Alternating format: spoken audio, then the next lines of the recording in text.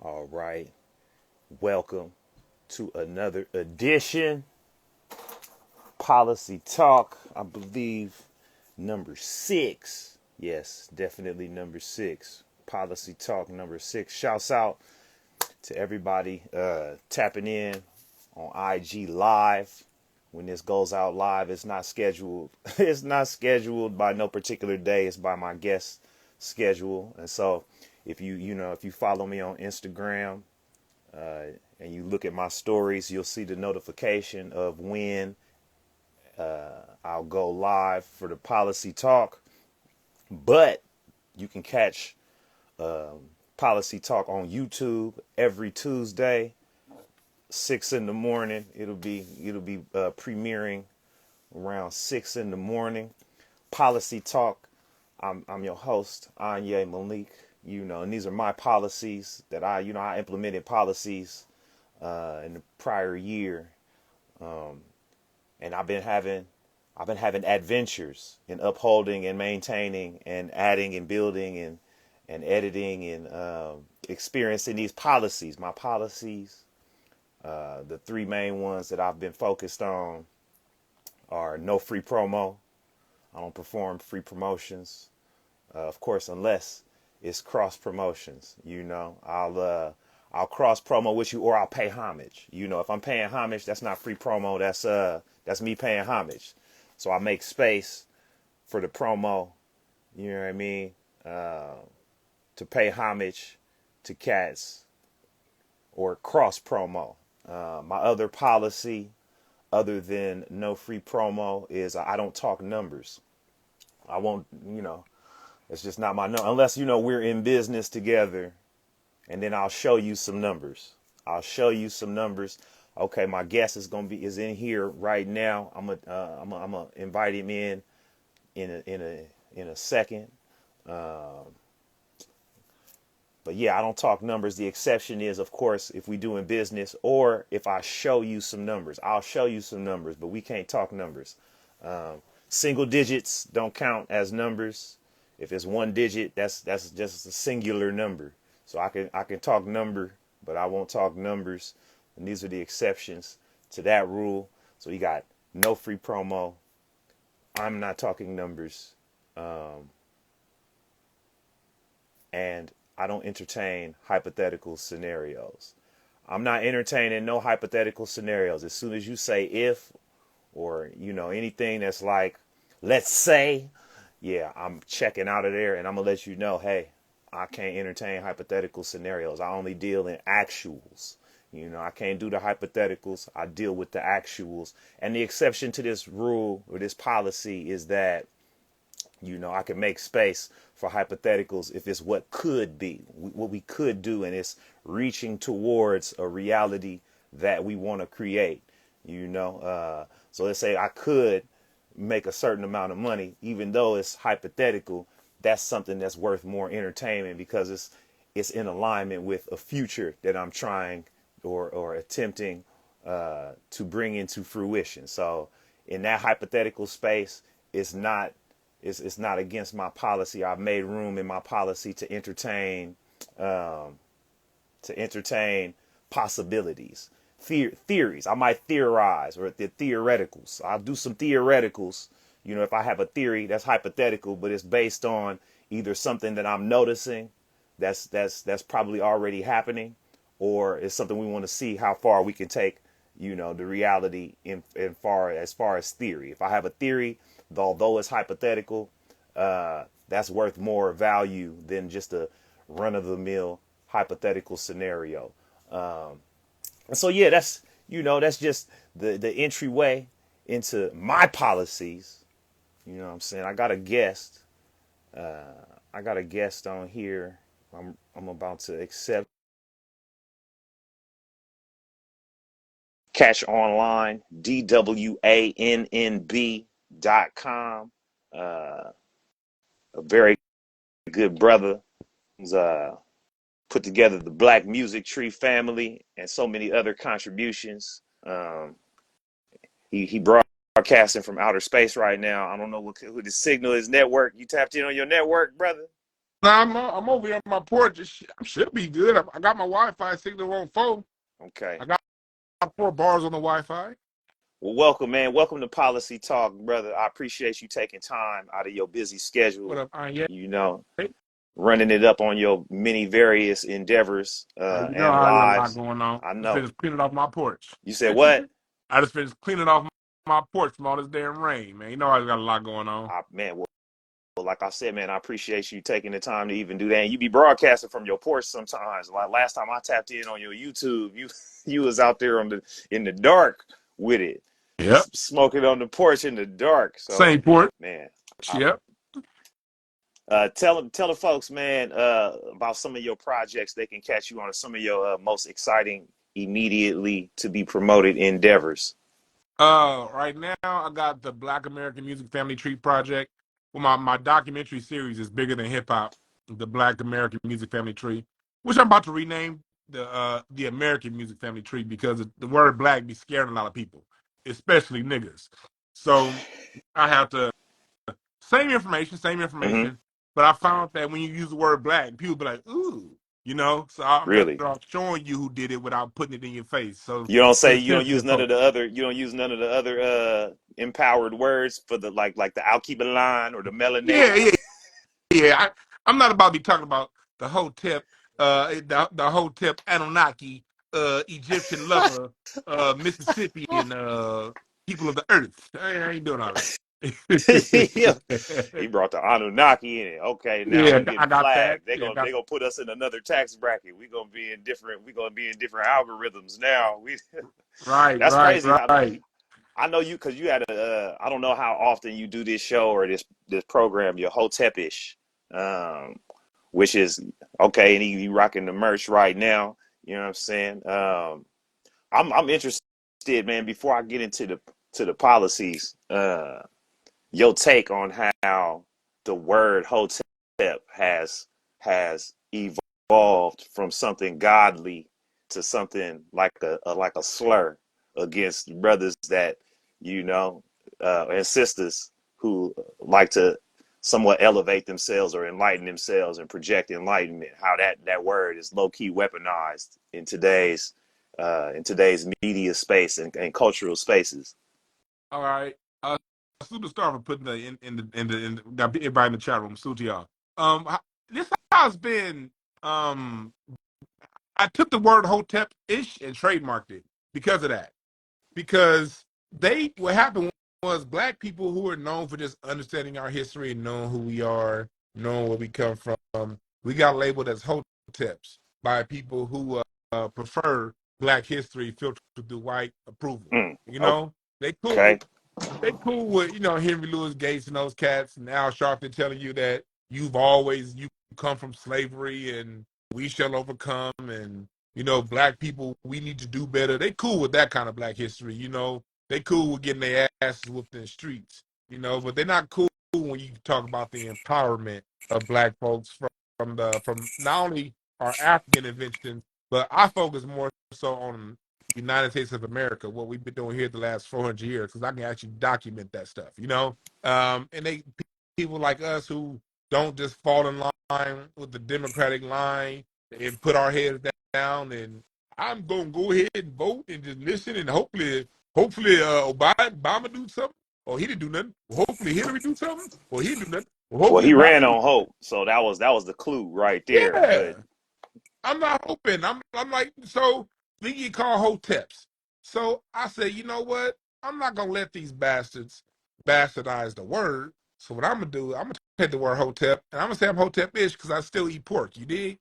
And and we still got I we ain't gonna stop. still got we got room for growth. You can't just be Yeah, fully actualized. You know what I'm saying? Because then what's the fun yeah, in that? And what's the reality in that? yeah, exactly. So I say, I'm gonna take it, flip it, take it, make it back positive. I'm hotep-ish.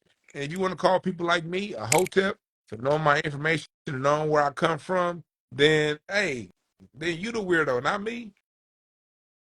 That's well said, man. And I needed to hear it. I needed that to be said on one of my programs, man. I just have like I mean a capturing of that because cats really they'll really dismiss you for even making an attempt to come through with some just a different knowledge set or a different set of information than what's going on. And as soon as it smell like it, they like, you one of them, you one of them. And then now we doing that to each other based on, some silly shit until some shit go down. And then, yeah, you need to get in touch with some shit, or until, Right. cats go to jail, or cats, have need to look, the ways ain't working. And then it's like, oh, where was this brother? Yeah. Where was this It, sister? it's funny too, 'cause like when you saw all them police killings going on, and like times like when you saw Trump get elected, when people didn't know, oh, it didn't work. Roland Martin didn't tell me the truth. Oh shit, the Democrats are on our side. Then they come to people like me and be like, "Wow, what happened?" I'm like, "Nigga, I thought I was a hotel. What you Right. talking about?" Right. And yeah, Ashe in the chat, you know what I'm saying? Ashe in Yeah, the chat. I said, Shouts out Melon and B. So you got policies. I'm gonna shift to your policies. You got rules that you live life, and one of them, the first one, obviously that stood out to me, is mind your business. You know, can you can you introduce us to how? Well, first of all, what does mind your business mean to you as a policy? mind your business mean other people got shit going on in their life. Leave them alone. Leave people alone unless they request for you to come inside. Unless you see somebody in distress. If you see someone in distress, you go help.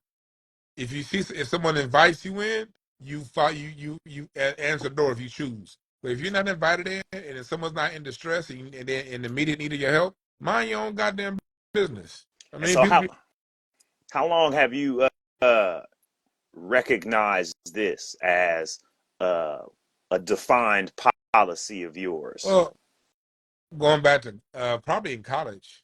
Um, my major in college was communication studies and understanding how the science behind communication. The art and the science behind it. And I found that a lot of discrepancies people have, a lot of issues people have, a lot of legal issues people have is them not minding their own business. You jumped in somebody else's stuff, they reacted, you reacted, then it blew up into something way bigger, and then it became a lawsuit. You lose a friend, you lose a coat, you something. And if you just minded your own damn business and allow, see, we don't all think alike, and we're not supposed to all think alike. It's to me, it's beauty and diversity of opinions. People may find that funny coming from me because I'm so stomped down, staunch, and bold with my opinions. You know what I mean? But at the same time, just because I'm bold with my opinions, that doesn't mean I have an issue with your opinions. You think something differently? All right, cool. As long as that thing don't infringe on what I got going over here, then cool. What happens is people be like, I think this, you think that. Then because I think this, I go attack you Mm-hmm. because you're wrong. Blah, blah, blah, blah, blah, Right. blah. Come into all this other stuff, and it become a whole bigger thing than it should have ever became. When all you have to do is mind your own business, because at the end of the day, when y'all done fighting, when y'all done talking shit, or whatever it is y'all do, you gonna still think the way you think, and they still gonna think the way Right. they think. So mind your goddamn business.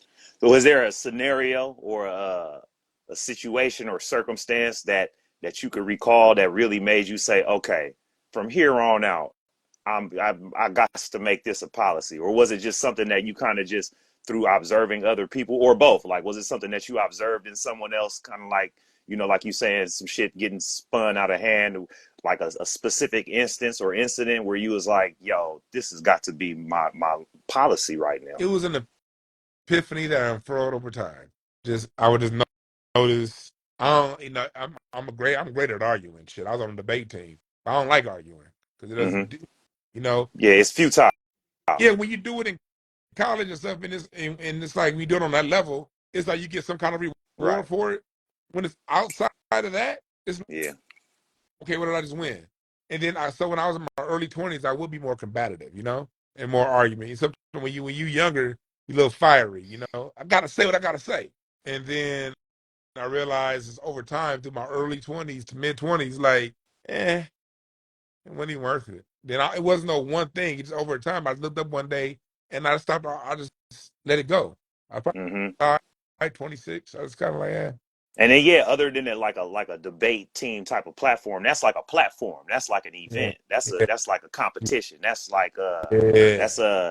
like arguing with the purpose of making points and all this. But a lot of times people get into arguments or start arguments or continue arguments, and there's no stakes. There's no and but the energy and the dynamic of two people arguing, it don't at a certain point it don't matter who's right or wrong, but that dynamic, that argumentative dynamic is a lot of times an energy waste, It's and an energy waste, and also you realize when you know formal debate, you have to before the debate starts, you have to define the mm-hmm, terms to make sure that the terms that I'm using and the terms that you're using is the same meaning, because we can have different definitions of terms and ultimately agree, mm-hmm, but we're arguing because so in a real mm-hmm. debate, you have to define terms. You can't use ad hominem attacks. You can't use You can't fallacies. leave no fallacy, Yeah, and that's the other no thing too. fallacy. People be arguing, and they just be chock full. Once you up on fallacious reasoning, a lot of shit go out the window immediately. It'd be slippery slopes. It'd be Mhm. ad hominems. I can't even. I wish I had the list of all of them right now, but it's like so many. You know what I mean? People will go straight from a Non sequitur. argument or a point, and then they'll just get attacked. They'll attack the person to define their argument. Or if you say this means that you did this, or that you feel Mm-hmm. this way just because you feel this way. It's like it's so many of those in standard, not even arguments, just conversation. Yeah. Where people just deploy fallacious logic and reasoning. This is Just what they do. They come out with a half truth, which is a whole lie. And they come out with this lie and they build everything they're saying on top of a lie. And I'm the kind of person that say, hold on, hold on, hold on, hold on. We have to go back and correct the first thing you said. You can't keep talking. Then right. they'll be like, no, you're cutting me off. No, Yep. you're telling me I want to keep talking. No, no, no, no. You got to You interrupt. You got to put a footnote. I'll Mm-hmm. I'll say I like orange. I like oranges and grapes, and then they'll come back and say, be like, see what happened was he said he likes strawberries and strawberries and He apples. But hating anyway, on melons. He's an anti-melon. yeah, like no. I just said no, no. We have to argue about what I said, not Right. that straw argument. They'll create that straw argument and base everything they said off that. So like, people are too fucking stupid to argue with. So let me just mind my own goddamn business. And so, okay, now there's a little bit of a challenge to your policy because I tap in with your YouTubes, I tap in with your live Mhm. streams, and you've kind of built a business or a model on you be weighing in on some topics that's that ain't got shit to do with Hotepish or Dewan B or nothing that you got, you know what I'm saying, specifically that's your business. So you've kind of cultivated a business on commentary, social commentary, you know. Is that an exception that you carved, or is that something that you know what I mean? Like where does that begin and then your policy end? They're the same. I still mind my business. Whenever I talk about it's things that happen in the news. Mm-hmm. It happens in the news, we can use it for lessons, and we can talk about it and learn from it. We can discuss. We can have conversation Mm-hmm. about something that happened on the news, and then draw from it a lesson. And what lesson I draw, I talk about the lessons I draw from what happened out there, and this is what I present. If somebody draws a different lesson, I'm gonna be like, cool.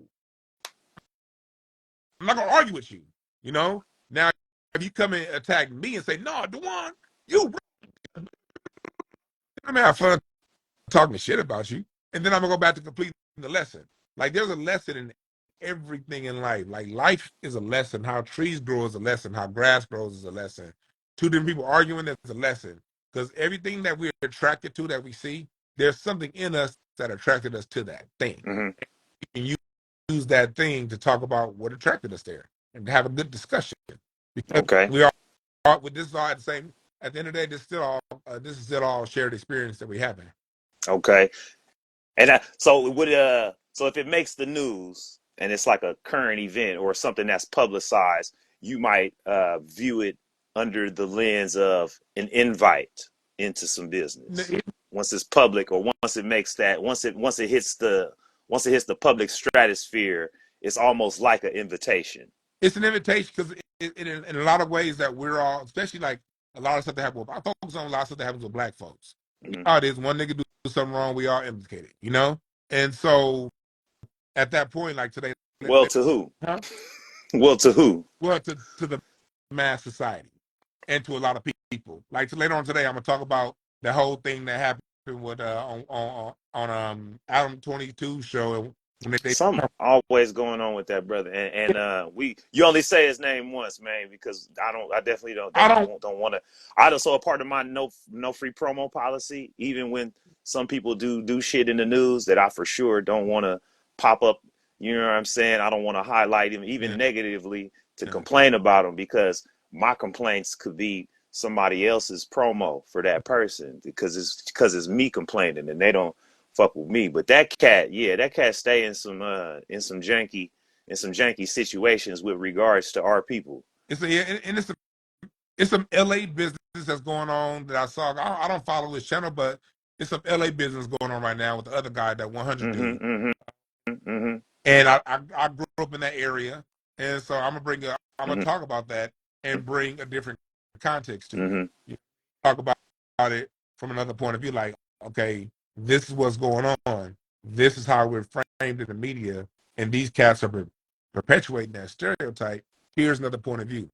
mm-hmm, Arguing with them, they can do what the hell they want to do. You know what I mean? But here is an alternate point of view, because all media is programming, and mm. the Yeah, only they the editors or the people that broadcast sit there. There's a title that they call the programmers. Is the you'll lead on the radio and on television. I think whoever the programmer is, or the lead programmer over at TBS or TNT, probably got the easiest job in the planet, next to the programmer at MTV, because they just put Law and Order or ridiculousness, and then they check out for the day. They're like, "Woo, we did the program." But yeah, no, you right on that program. yeah, Sorry to interrupt your point with the yeah, programming. it's all programming. So I look at it as what I do is counter Mm, programming, because what I understood, in media and taking media classes, you can't argue with somebody else's program. They're going to do what they do, because no matter what I say, they're going to continue to do what they do. But what I can do is take that and offer counter programming, you mm, know, and that right there is to me is a constructive use of time, because on my channel I go for what my people like the most. You know what I mean? And I some of my biggest um, responses I get from my audiences is when I offer counter programming to a lot of things, especially when it comes like a lot of stuff that happens in L.A. L.A. is so mischaracterized, and there's a lot of people who think it's one way. So when I'm like, no, here's somebody on the streets that wasn't a gangbanger, who grew up in a two-parent household. That's my parents back there, my mom, my dad, my sister. In a stable environment in South Central LA, there's more than one story going on. So let's talk about mm-hmm. it. You know, Yeah, it's not a monolithic type of narrative. exactly, exactly. And I grew up in a neighborhood of families. I grew up, yes, it was shootings across the street, but there's also a bunch of love too. Mm-hmm, The shooting that happened one day, but the other 7 days of the week, the most part, cats is chilling. So I offer counter programming to that. You mm. know.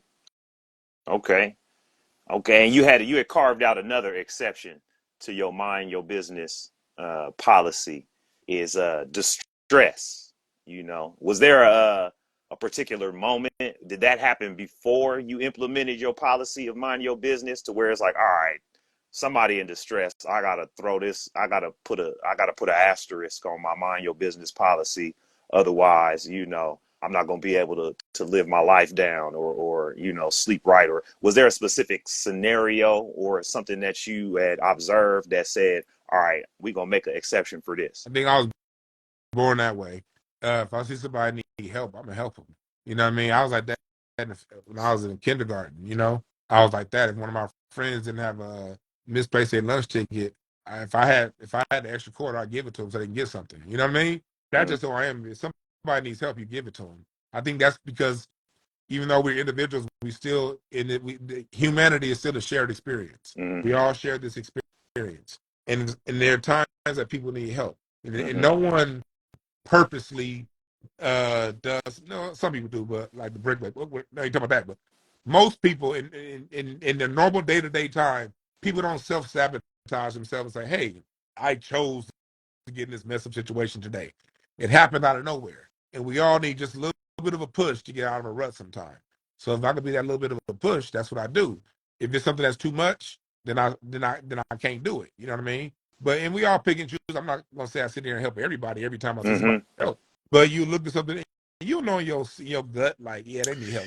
They need me. Yeah, it reminded me of some shit I actually experienced over the weekend. Actually, this past Sunday, I'm up here in the Bay Area. I did a show on the San Francisco Punchline Showcase. And after the show, I exited the building, and as soon as I turned right, Uh-huh. it's two comedians, and what I learned later was a married couple that was all wrapped up in some tense situation because the dude had, you know, he was strong arming his lady, or he was strong arming the lady he was with, and I think she was saying that she wanted to go with the comedians or something, and he was like, you know, he was strong arming, but I didn't get all of that info until I turned the corner. I already see like four people huddled up, and it wasn't friendly, you know, and so I'm like, you know, I was in a split second decision because I would have had to walk past them to get up out of there and like completely ignore that distress, and then, you know, or you know, I mean, I ended up getting involved and, you know, assisting them in separating the two of them so that but then yeah, once I learned more details, I was like, oh man, this is really not my Yeah, business. yeah. But I mean, I don't jump in married and I business. Now you can well, that's the know. other thing too. I didn't know he was married. I didn't know they was a married couple. Yeah. I just saw the signs of distress. Like the baby was crying. Dude was like, "Yo, back up." He was being crazy, and then they started telling me that he was aggressive with her inside the showroom, and I wasn't even observing them at all in the showroom. And so, but to hear that, and they was both hella tipsy, like hella intoxicated. But it wasn't until, you know, like a couple sentences later that was like, "This is my wife," and I was just like, "Oh shit, well we passed the point of no return now. You gotta just chill because you looking crazy." You know, now we gotta separate you for your own safety and protection too. You know, because you would fuck around and do some shit you'll regret just off that. And then, and I really essentially I thought he was, you know, just saying shit like they was together, but you know, I didn't look in their ring hand or nothing. It didn't really hit me till dude started calling her father on the phone, and I was like, okay, damn, that's really that's really her husband, man. Yeah. he put the he Oh, got started daddy taking phone number. he called the father, and I was just like, well, she they got her back inside and they separated them, and he was like, you know, huffing and puffing around. But once it got to that point, I was like, oh man, uh, I'm gonna go back on my business. But this was if it wasn't the stress element involved, I would have for sure dipped on out of that, man. Uh-huh. Dipped on that. And if I didn't know none of them, I probably would have still dipped on that. If I didn't know Yeah. any of the people, I'd have for sure been Yeah. okay.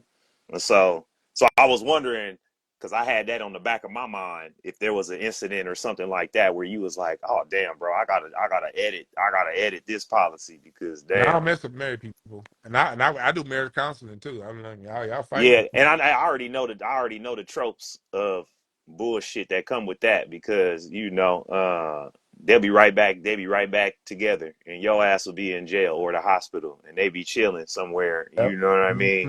Mm-hmm. Yo, you thought you was doing the thing, and I never experienced that firsthand, but I've witnessed that, you know, from others that jump into people's shit, and it's like, oh fool, you know, ain't nothing you can do about that but step back. Yeah, but yeah. Married people businesses, you know what I'm saying, is not to be tampered and trifled. But I hope they made it all right, man. I mean, Pops got involved, and then like I talked to the comedian later. She ended up taking the woman to a diner or something, and then the father came and picked her up. So the father, it's a family matter, I guess now, and which is some more business that you don't want to get in, even deeper than the marriage, but even deeper than that, you know. But Right. you had another policy that you had shared with me, to laugh every day. Hell yeah. How did that explain that and tell me how that came to be as something that you had to carve out deliberately and say, no, this is something that has to happen on a regular, on a daily? I was born laughing. I've always laughed my whole life. I love laughing. And then about 10 years ago, working with, the stresses of life got to be too much. And I was going through depression circa 20, 12, 13, 14 without knowing I was Damn, depressed. that was before depression hit the map Right? like that. That's me. I'm working with kids every day here in South Central LA. Um, you know, just before gentrification, with the worst of problems, I have kids that hadn't eaten in 2 days, 3 days, calling me on the way to a comedy show as I go to tell jokes. And so I'm over here dealing with real life stresses, real life problems, and I stopped laughing for a little bit. You know what I mean? Even though I was on stage, how comedians are. Sometimes we can be the most depressed people. Yeah, I'm on stage kind of making people laugh, but I wasn't really laughing Hmm. like that. You know what I mean? I wasn't making sure I wasn't seeing I wasn't things weren't funny to me anymore. Like everything because of my job and my environment, I saw the negative angle of everything. I saw the stress in everything. When I used to see the comedy in everything, so I had to, when as I worked through my depression, I realized, part of the reason why I got into that depression was I stopped laughing taking stuff way too serious. Things outside of my control, I can't do nothing about. So if I can't do nothing about it, I have a couple choices: either move on or laugh at it. Hmm. The worst things. Yeah, it's like some things happen, like you know, and even sometimes the worst thing you see is it's funny and everything. You know what I Hmm. mean? So I made it a point to, man, like when I'm on my way to sleep, man, I'm gonna watch Police Academy, The Naked Gun, some shit. Back then, when I was in depression to get myself out of depression, I'm gonna watch some Eddie Murphy movies. Then when I would see things in life, just look at the beauty in life. Look at how beautiful things are. Like just look at people. If you see somebody, walking around, if you see a midget with a big ass head, laugh. That shit's funny. You know what I mean? You see somebody, it's funny to me. I'm sorry. I Like, no, I can, especially with the like getting down on yourself. It helps to be objective sometimes, to view your own life objectively. Even when you in the dumps, you can laugh at yourself in the dumps. Like, look at this sad ass brother hey, what right the here. fuck is wrong with you, nigga? Look at this sad, yo, shoulder slumped ass nigga over here. Look at you. You satisfied. Oh, that bitch got you crying. Look at your ass. And now you laughing at yourself, like, because you sitting with I'm sitting there yourself. like, man, I'm over here looking weak as hell right now, mad at this situation. What the fuck wrong with me? Nigga, Right. Right. if I'm observing somebody else stressing over what I'm stressing over, I'll be like, nigga, you weak as hell. Everything else in your life is going good. The hell your problem. Fuck your Now it's some is there some exceptions to the rule of laugh every day where it's like, okay, today ain't a day to really be playing, or today, do you give yourself the space to not laugh? I don't think it doesn't happen. I don't even, it's not that it just I can't get like I laugh at funerals. I was at my cousin's funeral a couple months ago. I was laughing my ass off. That me and especially I was with my sister too. Oh yeah. I'm with my sister at the funeral. It was guaranteed laughs. Or y'all just stay cutting up? Then you like my homie, me and my homie, we can't keep a straight That's, face. that's my sister right there. If me and her together, we laughing. But I was at a funeral, man. My cousin, man, I ain't this biggest blood funeral I've been through in my life. And, and these motherfuckers at Inglewood Park Cemetery blooded up. And I was just like, and I was just looking at some of the people. This shit was just funny as fuck to me. I was looking at everybody's reactions. Like people's reactions to our funeral was funny as hell to me. I'm like, everybody, I was like, oh, What kind of shit would you laugh at a funeral? I, I remember one time I was at a funeral um with it was my homeboy's father. Me and my homeboy was going to go support. We was in our 20s, and they was giving the eulogy. You know how people get up to speak and they have 2 minutes to speak. This lady walked up and she was like, "Oh, I'm so gonna miss Mr. Robinson. He was a good neighbor. Oh, he was good." And I'm like, oh shit, Mr. Robinson was tapping that pussy. That in the mother. And then that same funeral, my homeboy is sitting with me. Now, I'm a big ass nigga. I can laugh at myself. The pastor was like, "You can only You got to pray your way to heaven. You got to accept the Lord. He said you can't buy your way to heaven. You can't you can't barter your way to heaven. You can't eat your way to heaven. As soon as he said you can't eat your way to heaven, my homeboy looked up. I saw niggas start laughing. He looked up and he put out his text message and put it in our group there with all of our friends. Juan's over here crying because the pastor said he can't eat his way to heaven. It's like all this is going on during the funeral. I'm like, and then we get into a text message war in our group chat, laughing at this shit. That was so goddamn funny. That's me though. I'm gonna laugh. Okay. They say, man, you probably could eat your way in there if it's kosher. You know, if it's Hey, they got a whole bunch of guidelines to eat your way into heaven. you're right. I gotta get some halal shit. You go, yo, I'm fucking with the halal. Yeah. You know, I'll be halaling at them. Yeah. Uh, and so what? So there's no really exceptions that you've carved out, or no kind of gaps in the laugh everyday policy. Do you feel like you sometimes have to, or you like catch yourself like, damn, I forgot to laugh today, or it's just like something that's just already built in? You like it's not even a policy at that point. It's just like the way I live life is just they're gonna get these jokes. I remember the day I found out it was a bunch of money that I got kind of lost out on because of a group that I was with, and somebody did the Boomty Web, and I did the Boomty Bam, and I didn't lose it. They more so did some nefarious shit with Hmm. it. It's like, what could I do? Point seen, money gone. I ain't got the money no more. I know I'm not about to shoot him, and it's so much money, more money to be made out there. I'm not about to kill him. You know what I Hmm. mean? It's not worth the fight. I had to laugh myself like, nigga, you dumb nigga, what the fuck you doing? Not getting the contract up front. Nigga, like, what the fuck was you doing to Hmm. put this shit right up front? Like, and then Hmm. of course, I was angry for a little bit, but then I thought about it. It was just like, and then the minute I released myself, it was just on and bigger opportunities came. Okay, I respect that. All right. And then you had this the another policy that you had shared with me, and this is a little bit more uh, not complicated, more intricate, I should say. Live life on my own terms. You know, could you explain that, what that means, and how that came to be something that you had to announce as deliberately as something that you've identified as a policy and way of life? Because if you don't do that deliberately, you're going to live by somebody No, well, else's tell me terms. how. Tell me how it came to be. It came We as and just then observing like explain it a little bit. Explain it. You know what that means, like living life on your own terms. Because like that's not something that's let me not too uncommon let me to hear. you would you live by life by your own terms. People look they're raised a certain Mm-hmm. way, and they live the way their mom and dad or the immediate environment told them to, or in rebellion Mm-hmm. to. See, people, Yeah. because you're being rebellious to how you're raised, you're living on Mm-hmm. your terms. No, you're not. You're still living on their terms. You're just rebelling against their terms. Right. Never taking the Their terms is still the architect, yes. the You never framework. have to say, "What do I think?" Even as an antithesis. Yeah. No, I respect that. So I realized, you know what? I realized that in my late 20s, like, you know what?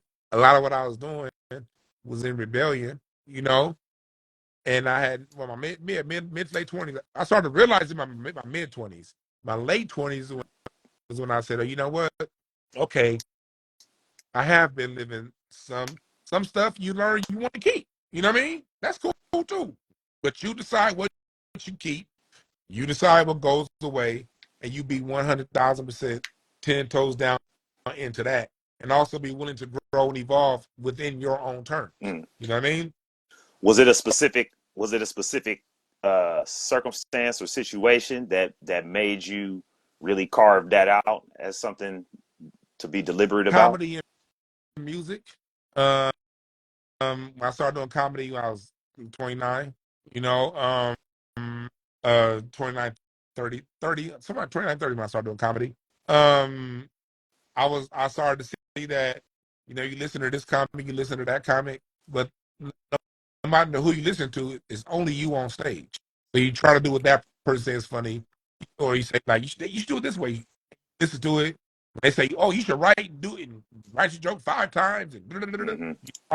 and they be like, "Nigga, I sound like a fucking robot," you Mm-hmm. know. And then music, you play a certain way because you want to sound like this drummer, sound like that person, and then you end up sounding like a robot. I found when I was sounding my best on the drums was when I was playing the way I felt was pure in my heart. When I found when I was my funniest on stage was when I was the person I am off stage, just being me, not thinking about what this comic said, what that lesson plan said. This person, I got to do this on my own way, and then from there, it showed me how to filter that into the other areas, of life. And then you start attacking other areas of your life one by one. Then one day you realize, you look, you see that you truly are living on your own terms, and you realize that when you see other people say things and it doesn't bother you anymore. When people Mm-hmm. have diverging viewpoints, diverging points of views, things that they can attack you in particular ways or try to slight you and cut you down in certain ways, and it doesn't bother you. That's when you know you've arrived. When you're not bothered by what other people think. When you still like, it's like I'm not saying that you're a total puppet either. I'm Pop. just Well, yeah. Sometimes that works in the positive too. Like when somebody giving you praise, you got to kind of, praise and shame. It's like they come from the same. They got the same energetic weight on the scale. Whether it's in either direction or how you feel about it, it weighs the same. And whether you respect the person or not is really on where really the weight lies. Some people think bad about you, but you prefer them to think that way because if they started thinking good about you, you would think bad about yourself. you, and everything is a paradox. You might mm, still listen, and people who hate you, who don't have the best advice for you, every now and then they can say something that you need. mm, But if you can pick that thing up, people who love you, who got the best intent for you, can say things that it don't work.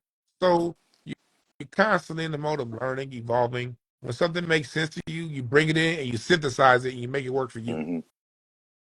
Was there any uh was there any exceptions to that rule of living life on your terms? Are there scenarios or situations where shit might just be too difficult to not take on some other stimuli from than what's in front of you or what's internal from you? Well, I won't say difficult. Everything's a choice, and whatever choice you make, just accept it. That was my choice. And you're not gonna be perfect. You're gonna sometimes make choices. It's gonna be like, yeah, I'm gonna do this over here. So, yeah, you just gotta accept it. Whatever it is, Mm-hmm. it truly is acceptance, good, bad, or indifferent, positive or negative. Well, It, how often do you catch yourself not living on your own terms? Has there ever been a moment where you like, damn, I'm no wonder I'm, you know what I'm saying, I'm all this way or that way, and you're like, have you ever had a moment where you had to stop and then reconnect and remind yourself to live life on your terms? And how does that appear yeah, in your life to where you have to go back to your rule? It's like, fuck, I forgot that I'm supposed to be living life on my terms. Like, how does that usually for appear in your me, life? and for most people, it's when you caught up in your ego. Your ego got you going on doing some other shit, and then your ego is very sensitive, is easily offended. Your ego's it does everything it can do to get you outside of yourself. You know what I mean? And we all go there. And so for me, yeah, I find myself I catch myself doing that. So for me, the thing that brings me back is when I sometimes have to disconnect. I know when I'm tweeting too much. I know that when I'm scrolling too much. Sometimes I cannot tweet for 2 days, but I'm constantly scrolling and reading and reading and reading and reading and reading and reading and reading. And then when I see I'm doing that, I look up, God damn, all I've been doing is doing this. Let me turn some music on. See, my thing is music. That's when I was like, what, I need to disconnect from all this shit. Let me turn on some Earth and Fire, some Parliament Funkadelic, some John Coltrane, some Anderson .Paak, some Kendrick Lamar. You know what I mean? And let me zone out. And let me touch back into my spirit. My favorite is music from the '70s. That's my go-to 70% of the time is music out of the 1970s because it's so musically rich. You could turn on something function, And it was before the synthesizers came into the conversation. turn on some Stevie Wonder songs in the kid life. You hear so much ear candy, so much beauty within the music, so many layers. Michael Jackson's music is so layered. You get yourself some really nice AirPod Maxes, some really nice headphones, and listen to the intricate details of the sounds. And as you just allow your body to Andre 3000's newest album, I love that shit. I created a whole meditation mix on Spotify for people who want to get more into that sound. With some sun, I have Sun Ra Orchestra. I got Pharoah Sanders. I got Alex Coltrane. So many artists, Kenneth Crouch, that make meditative kind of music. So I can just use that and just zone out and then free my spirit and let all that shit go. And sometimes I could do that in the 5 minutes. Sometimes like last Friday, I did a music meditation from like I woke up like at 6 in the morning and I just was only in music. And then I went to Hollywood at 12 o'clock to see George Clinton get his Walk of Fame um uh, star. And I got to salute George Clinton for getting the star. Came back home and I only listened to music the rest of the day because I was just too enthralled and too into everything going on around here. Like, oh, I can't control none of this shit. It's interesting, it's fun, but I can't control none of it. When I get to the point to where I feel myself in the drama and I'm not observing the drama, that's when it's time to disconnect. That's why I'm not living my life. When you're in the drama, especially with other people's dramas, that's when you're now, in some ways, living by their terms because you're allowing what they're talking about, what they're saying, to dictate how you move. That's their terms, not yours. So, and we all do it. So, when I catch myself doing that, man, I'm listening to some goddamn music, man. Fuck all that shit. Then we good. And you're a musician yourself, right? You play instruments, right? You play the drums. I'm a drummer and I also produce. I do a live show. Me and Tashina Arnold, we do a live music show together. Did one last year. We have another one coming for you guys. Hopefully in April. We doing Say that this. again. I think I pushed something on the mic, so you might get rewind. You say you do a show how often? No, I said me and Tashina Arnold, Pam for Martin and all those Mm-hmm. comedies currently. Everybody hates Chris. Everybody, Yeah, Chris. Yeah, she yeah. Mm-hmm. sings and go She together. be And I singing. she can sing her ass off, and she sings. I MC it, and then something. I'll get on the drums for a song or two, get off, and then we do that, and then we have another one coming for you probably like in April. It's gonna be like mostly all original music. Me, her, and Kenneth Crouch, one of the greatest pianists, baddest motherfuckers on the planet. We got hella new shit coming for y'all. But yeah, music, yeah, I do that. Comedy, I do a lot of stuff. I only mention a small amount of Well, what I I do, mentioned but the music. Well, because you spoke on the music and it being a sort of a liberating, sort of soul freeing type of situation. I knew that you played music, but you did some really incredible work, man, with that Black Family Music Tree, man. That's like, I was very impressed, like the blown away the first time I saw that, and when I was over there with y'all at the Craig Facts that day, and and you put a lot of work into that, and so you know, I'm definitely trying to big you up and pick your brain a little bit on some of that process on how not how you put it together, but maybe how your policies and your rules played a part in you dialing in and doing that important work of tracing all music and media essentially back to the black American struggle. For me, here's what it was. I never saw myself doing nothing like this. I've just always, I'm a self-taught drummer, and I love watching documentaries. The thing that brought me and my father together, Pops. The thing that brought me and Pops together as a child, old black man. My dad was smoking a cigarette No, and so drinking. that's the other thing too. Like when you did put that tree together, I for sure went right to my pops and was like, this is something that I think he would be hyped to even hear me refer. You know what I'm saying to this? It's a picture. You know what I'm saying? It's a picture, but it's so simple. Like I was like I was thinking I saw Fat Joe and Busta Rhymes saying hip hop is Or you was Jamaican. Caribbean and like there's like Afro Latino and all of this other. I said no, y'all used to call the Mexicans here in LA used to call that jungle music. And you know what I mean? And my friends that live in New York, they called that Yankee music. I heard that from my friends who live in New York back in the 70s. Like, no. we used to, every time black people did something new, we take nothing but shots. Same with jazz, same with bebop, and so through my studies of music, I've been watching documentaries with my father on music since I was 5. Since I was sitting sitting in this man's lap, I would sit and watch Motown documentaries with him. You know what I mean? Back in the '80s, I would watch documentaries on Sam Cooke and John Coltrane with my father. So I've been cataloging this stuff in my mind since I was this age. And then when I got to college, when I started teaching myself how to play the drums in high school, I went and studied every drummer that I like. And then when you study the drummer, you study the bass player, you study where they come from, who they learned, who their influence was. And everywhere I would go back in my own studies back in the '90s, nobody went to anybody in the Caribbean, anybody in Latin. It was always somebody from their own church, somebody down the street.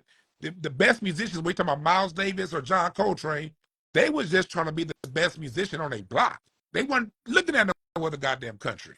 You know what I mean? So I got to see that. Then when I got to college and I studied music in college, history, um, I really got it. I was like, man, back when I was like 20, I was like, when I studied bebop and the culture around bebop, I said back in the year 2000, bebop and hip hop have the same exact cultural genesis. The way they play out line for line, from style of dress, they have their own style of dress, their own lingo, their own graffiti, their own dance, and it's regional. You have New York bebop, Kansas City bebop. You got LA bebop, it's regional, different. I've been on this shit. So when I saw Fat Joe and Busta talking this shit, I said, "Oh hell nah, I got to do something about this." So a couple of days went by. I went on a mushroom trip. At the house, or you took a trip? I like mushrooming at the house. You know what I mean? Okay. My mushroom trips are very, very spiritual and musical, and then musically involved in a lot of weed. So on a mushroom trip, I'm listening to Barry White, Michael Jackson, Rick James, Earth and Fire, and then I had a drop in the tree that you see right now. My spirit, I saw a tree, and it said, "What is on the tree?" Because I was thinking about writing the book. But I was like, man, I already wrote a book like a small reader. If niggas don't hardly ever want to read my 80-page reader, they definitely ain't about to read a 300-page book. So let me put if I put it on the tree, boom, it's right there. And then from there, if they're interested further, I can expound upon it. So I woke up, I had a mushroom trip, had a good time, went to bed. I woke up, and 80% of that music tree that you see, I wrote it directly from memory. Mm. Because I always studied this shit my whole life. Okay, syncopated brass section, syncopated dance rhythms of the 1600s. Then you get into the cakewalk of the 1800s. In the 1700s, you got your sacred spirituals, you got your rural spirituals and secular music. 1800s, cakewalk, blah, blah, blah. So that most of the tree from my memories in college and self-study, I was able to play the jazz in its tree, its side of the tree, blues its side of the tree, rhythm and blues a combination of jazz and blues and where it came from, and then from there I took another 6 months refining it. I spent 2 or 3 grand on books, out of print books, because I don't like being wrong. So I made sure I bought a whole bunch of books, some that are out of print that are hard to find. I had He to go did to what they in New York, what they call, he did the yeah, knowledge. and then I know a lot of people being musicians. I know a lot of musicians, so I was able to go directly to the horse's mouth for a lot of this shit. And so then I made sure I spent a good 6 months making sure it was right and exact. And once it was right and exact, then I had my man Joe Fox. You know Joe Yes, Fox. sir. Shouts out Joe Fox. Oh, He did the yeah, he graphics. That's the graphics, and fire. he put everything, and we just on the phone. Matter of fact, I'm updating the tree. I still have it for sale now, but I'm about to update a few new genres. I'm about to put trap jazz on there and a few newer genres that are coming out. That have been. I'm putting it on there just so we can see. Like, look, whether you're talking about rock and roll, heavy metal, Eurobeat, K-pop, J-pop, any of these sounds that are popular around the world, country, western, it came from a black person, You nigga. beyond music, I was surprised to find stand up comedy on there. You know, And I interviewed this man on my Instance and Ashtray channel. the blues legend named Bobby Rush. He's 90 years old, still alive. I'm gonna go check him out next month in Cerritos. I interviewed him, and I was talking to him. He was a creative. He was on Chess Records. If you see the movie Cadillac Records, he was a creative consultant on that movie because he was actually at Chess Records during the time of Muddy Waters and Bo Diddley and all those people. And so we had a interview, and he was talking about playing music in the South. And as he was talking about, oh yeah, and he's talking about Pig Meat Markham and Miles Mabley. I said, hold on, Miles Mabley's with you? He said, yeah, Miles will be sometime. Red Fox will be with us. He was like, because it was all the same. He's like, see what it is with comedy. He said back in the days of the sharecropper when we was on them farms in Louisiana, when on Saturdays and Sundays when it came to the juke joint, you couldn't just entertain those farmers with playing a guitar. You couldn't just entertain them by just singing. You had to do it all. Mm. You had to make them laugh. You had to dance. You had to sing. You had to play an instrument. And he was like, when we got paid, he said when he went north to Chicago, you get paid $5 to perform, $7 to MC. So a lot of your performers learned how to MC so they can make 12 instead of 5. So he was like, yeah, moms. He said basically, when you talk about Pig Meat Markham, one of the fathers of rap, Here Comes a Judge. People been playing that all across social media, talking about rap back in the 60s. Mm. He was also a comic. Richard Pryor was a musician. Red Fox was a musician. Bill Cosby, a musician. When you look at the early days of stand-up comedy, the first accredited stand-up comic is, according to Whoopi Goldberg and HBO and official documents, was Miles Mabley. But Miles Mabley comes out of the juke joints. And she was doing, in the juke joints, we were doing all of that shit. What happened is when our art reached white audiences, the European mindset is different than ours. We have a more holistic mindset. They have a more segregated, segmented mindset. So they were like, we like you, Miles, maybe for comedy. Come do comedy. Not that she can do everything else. We like you, Red Fox, from doing comedy. Not because he can do everything else. We like you, what's his name? Bobby Rush for playing the guitar. He's also a comic. Richard Pryor, also a musician. They all did the same thing, but it's just that when they finally started letting black people on TV in the 60s, whatever talent they saw you as is what they put you as in front. Kept you there. And so now, 50 years later, we're thinking comedy, music, and dance and acting, performance are different things. When we were doing it, it's all the same. So yeah. Well, I appreciate all the work that you did on that, because that is like a fire ass.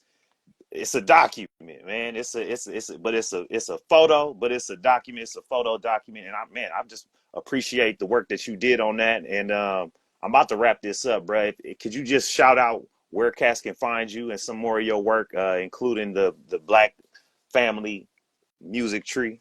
At Dewan B, what you see right here, the same Dewan B, DewanB.com, DWANNB. It's the same tag on Twitter, same on YouTube.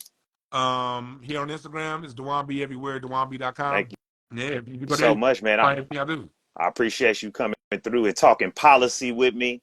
Mind your business, laugh every day, and live life on your terms. Thank you again so much for joining me. I'm Anye Malik. Thanks to everybody, man, that tapped in the chat, or if you tuned in on the YouTube. I appreciate you. Until next time, y'all, let's get some policies together.